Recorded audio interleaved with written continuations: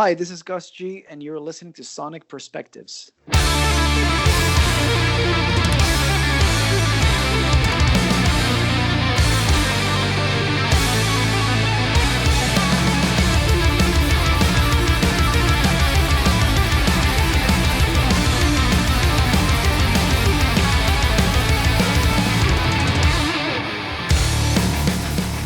Hello, and welcome to another interview with Sonic Perspectives. My name is Samantha, and today I have the pleasure of talking to one of the most illustrious guitarists in metal and rock, none other than Gus G of Firewind, among other associated acts. It's a pleasure to have you here today, and I'm really excited to talk about the new Firewind album, which is coming out this May.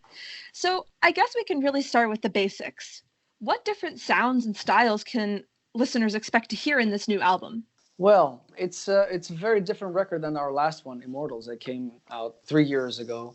The best I could describe this record is a collection of all the elements that band has had in our career so far, basically. So they'll hear things that remind them anything really that we've done from the debut album up until recently. It's a really varied record. There's lots of different styles in there and vibes within, obviously hard rock and metal genre. For us, it's a big change also within the band. We have a new singer. It's in a way, it's like starting over. Do you expect this diversity to kind of continue into the future? Would you say this is a new era for Firewind? Absolutely, yeah. This is how I look at it. I mean, obviously, we're continuing as a 4-piece. We used to be a 5-piece band, so now there's less keyboards in our sound. I'm the primary songwriter. It's not like I've changed the way the band sounds completely. I think it's just more like a new approach, basically, like reimagining the band. If we had the chance to start over again, how would this be? So it's like starting again, but with the experience and the knowledge that we've had for almost 20 years in our backs. Was this change something a conclusion that you came to all at once, or was it more of a gradual evolution that you felt personally?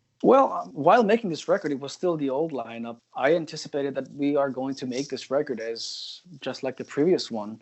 And I think towards the end of 2019, there were these discussions and we did this short tour in Europe, and realized that, everybody is thinking a little bit differently and they want to do different things. And the way that I wanted to continue the band was a different direction and do other things. So I started thinking about that the last couple of months, actually. And then I came back home. I think that was like December. I came home from tour and I realized, well, I have to make some decisions now. So it was like, for me, it was either split up the band or start over again. So I wasn't ready to give it up, so I decided to start over again. Starting over is such a bold step, especially for a band that's as established as Firewind. How do you think that the fans are going to react to this change? And how are you looking to attract new fans with this new style? That's a good question. I was just talking about this in a previous interview, because that's when you realize, before you start over, you realize, especially for a band that has had, a small history like us, and there's an existing fan base, and, you've made records and you have a record label and a record deal and all that. So you're afraid to lose what you got. You don't want to risk it all, if you're going to start over again. But for me, I got to the point where there was no other way. It was, like I said, it was either we have to stop everything and basically put it to bed, or I have to take the risk and really go out there and just do what I need to do, and then let the people decide if they will have it or not. That's all there is that you can do in some situations. I knew that I had to put this thing out because I believed in it. You make a record, you make the best you can, and you just hope it resonates with people. So I wasn't sure what to expect from fans. I was really scared. I mean, I've always started feeling a lot more confident again after I've seen the first reactions and talking to some fans and some press people that are, some people that I know that have also followed the band, so the reaction so far is really good. Given that you are certainly remaking the Firewind image, I find it really interesting that this is the album you chose to have as self-titled album. This is Firewind. How exactly did you come to that decision? Pretty obvious, of all the things that I just mentioned. It was a lineup change. It was, the variety of the album, sort of like being a synopsis of all our elements from the past and looking into the future. The major decision to restart again, and it made more sense than ever to have a self-titled album right now. Yeah, this was it. Yeah. There's also a lot of fire imagery, and that music video is certainly very fiery as well. Can you talk a little bit about how the filming process was for the music video, what you think of it? We got together here. We flew all the guys in here, down here to Greece, and I think we filmed two. Yeah, we filmed two videos that day on the same day. One was for the first single, "Rising Fire," and obviously, "Rising Fire." The title says it all, and we needed some pyro for it. And it's basically we wanted a high energy performance clip to basically showcase that, show the face of the new band. This is us. This is us now. That was a concept behind this, this clip. And we also shot another video for the song "Welcome to the Empire." That will be also a combination of, the band performing, but also with some story that we're working on with a VFX company actually right now. So we're putting the final touches on it now. Rising Fire was certainly a really strong debut for this new album. In marking this new chapter, can you talk a little bit about the songwriting process that came into this album, specifically working with your new vocalist and how that played into the final product? Yeah, sure. I mean, for me, like I said, when I was writing, it was still the old lineup. So it was like business as usual when I made the record and when I was writing the music. I was getting help also from our co-producer, Dennis Ward, who wrote like a lot of vocal lines in the past for us. He provided some vocal line ideas and I wrote some lyrics. And then, like I said, at some point when we realized that we needed to make the changes, I realized that I had a deadline to meet, but I also needed to find a singer who can help me finish the record, writing the vocal lines and the lyrics for, I think we needed 7 more songs. So that's most of the record right there. I asked the record label if they knew somebody, and they suggested Herbie Langhans. I checked him out. I loved his voice, and I asked him to put us in touch. And then we started talking, and we tried writing something together. And then, first of all, I tried him on one of our old songs, and then I sent him something new. I wanted to see how our writing chemistry would be. So the first song that I sent him was "Devour." I sent him the music for that, and then the next day he sent me back the vocal lines for it. Right there and then I knew that was it. To me, that's how the band should have sounded always. And so we started working on the record right away. So he had about 6 weeks to finish lyrics and vocal lines. And, we worked together. He had a really good work ethic, worked fast. And we put a lot of work, a lot of thought into it, into the lyrics, the vocal lines. I really wanted every song to be a standout track, not just like, okay, this is done, let's go to the next one, Firewind has had a lot of very strong vocalists throughout its career. How important do you find that vocals are to Firewind's identity as opposed to your role as a guitarist? Each singer brings in their own vibe and their own sort of trademark. One thing that this band has suffered is obviously keeping a steady singer. And maybe that has altered the identity sometimes throughout the different eras of the band.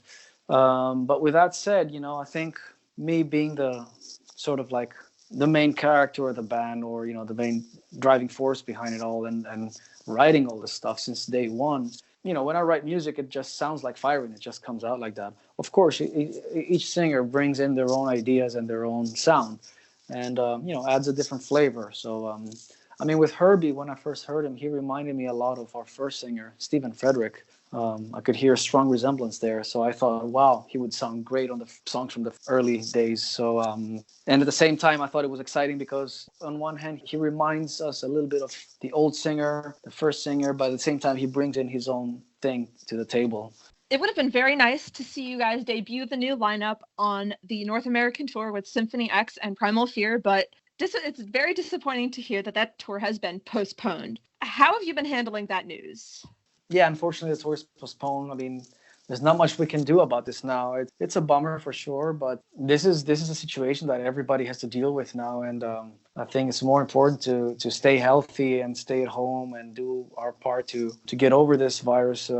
That's the most important thing, and not a tour at this time. Looking at rescheduling this for 2021. And, as soon as we have the new dates, we'll definitely announce them on our websites. Well, given that it is postponed and there's definitely hope for rescheduling, what are you most looking forward to about performing this new album live? Well, first of all, I'm just looking forward to getting out there and presenting the new band, adding some new songs to the set list.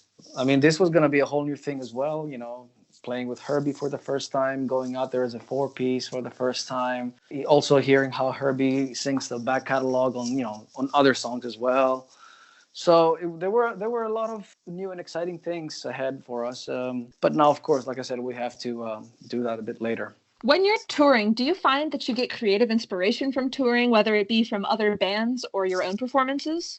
Sometimes, yeah. I mean, it's always good to see how other bands do things. It can be inspiring sometimes. Like, oh, these guys, this is how they're handling this thing on tour, or like everybody has different business models and different ideas. So I always find it interesting to just when I'm on tour with other musicians and other bands, just to really pick their brain, and just like once you get to know them a little bit, of course, during the tour, and then hang out with other musicians and from other bands. And it's a cool thing because that's the camaraderie of a tour.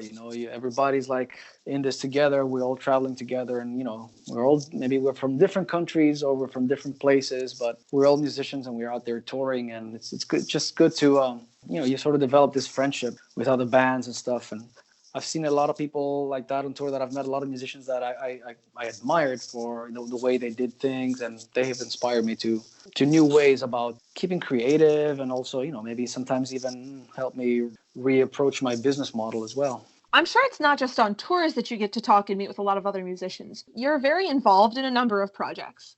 How would you say that you take on, do you find that your identity changes as you go through different projects, either now or in the past?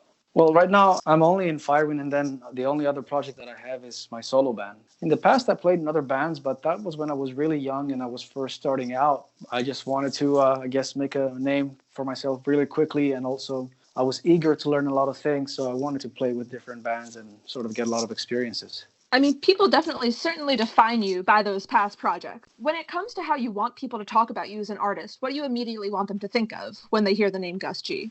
I don't know. Usually people remember me for being a heavy metal guitarist. I guess the majority of them maybe either remember me from being Ozzy Osbourne's guitar player at some point. That's where like the major recognition came for me. I don't have a special wish for how people to remember what to think of me. I usually just let the work do the talking. So I don't think about what people think of me or how I want people to think of me. I don't care about that much. Well, between your solo work and Firewind, you've been very busy lately, including your last solo album, which came out in 2018. How do you balance the commitment between your solo work and Firewind?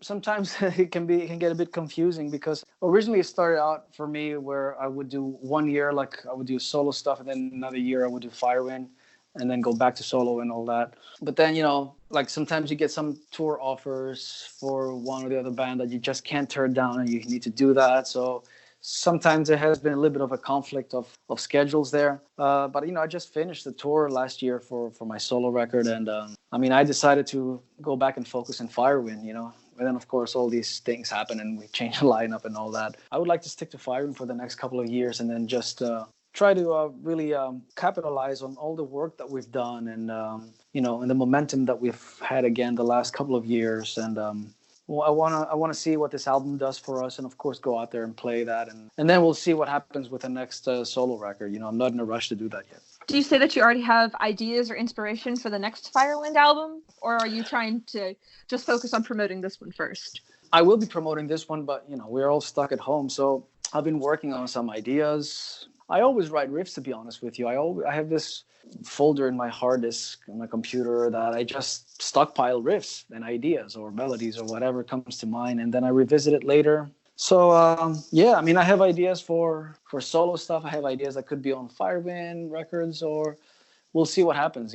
We'll see how we come out of this quarantine life, and how many more new songs I have, and what am I going to do with them. How often do you find yourself going back to those old riffs you recorded? Like, how often does a song actually come out of something that you wrote however long ago? Oh, that happens all the time. On this record that you just heard, the new one, not all ideas are new. Some of these ideas are like a few years old. I've had them there, and for some reason it was not the right time to use them whenever I made whatever album. Everything that I write has to find its place at some point in the record. It's just, if it doesn't yet, it means it's not the right time or it's not the right album. So, there was some stuff on this Firewind record that I originally thought they were going to be on my solo record, because I wrote them with the intention of being instrumentals. And then in the end, they were not. They were like sort of incomplete, and I felt they were incomplete for a long time. And then in the end, I thought, well, you know what? If I put some vocals into these so-called instrumentals, maybe they will become really good Firewind songs. And I'm actually referring to songs like Welcome to the Empire or Breakaway. So you never know, That's why I always keep a folder of all these unused riffs and ideas, because you never know what might end up where. Of all these songs on the new album, which one do you say that you are most personally excited to share with the world? All of them. I mean, I feel really strong about this record. You know, it's sometimes you're like, okay, this is the really standout track, and then we have like 3 or 4 good songs, and the rest is just okay. But I mean, this time I feel like this album could have at least 4 or 5 singles. We only had to choose 2 to do the videos. So I mean, the next one is going to be Welcome to the Empire. I'm just excited for the album to come out and for people to listen to the whole thing if they can. How do you intend to build set lists in the future? Are you going to build really heavily on this album to reflect your new style, or are you going to be looking a little more at your the rest of the catalog? It will all depend on the tour that we're in and what is our stage set time. So like if we're doing a support tour for Symphony X, for example, and if we're playing for like, I don't know, 40, 45 minutes or whatever, I mean, we will obviously want to promote some new songs and play a little bit of the old, try to do a little bit of a blend. But, you know, if we play a headline show, I would like to play at least 4 or 5 new songs, but also dig into the back catalog. Maybe even bring back some songs that we haven't played for a long time, or maybe some songs that we have never played. So that remains to be seen. Even with this new style, do you ever find yourself a bit nostalgic for older Firewind sounds? Which era do you find yourself coming back to the most? No, I'm not a very nostalgic person, to be honest. I always look forward to playing the new material. I was really excited when we did the Immortals record, and I kept a lot of the new songs on the set list for, you know, even for however long the tour lasted. So I never really felt the need that, oh, we need to play more of that and of the first record. And some people talk to me about that, and they're like, yeah, maybe you should. But I'm like, okay. I think at some point we did that. We had done this 10th year anniversary show like about 8 years ago, and we played like a lot of obscure songs from our catalog, and a lot of it just didn't feel as exciting to do that, you know. So I'm the kind of guy who is always excited about new music. And is there anything else that you have to say about the new album that we didn't quite get to? I want to say it's a kick-ass album. No, I hope people can check it out. Thanks for the interview, and I hope to see you guys on tour sometime, you know, when we reschedule this. That would be great. All right, well, thank you so much for your time, and best of luck with the new album. Thank you, Samantha. Thank you. Take care. You just heard an interview with Gus G from Firewind on their upcoming self-titled album, Firewind. For more interviews like this one, as well as other content on all things rock and metal, make sure to follow Sonic Perspectives on Facebook and Twitter, and subscribe to our YouTube channel. To close out today is the first single from Firewind called Rising Fire. Right.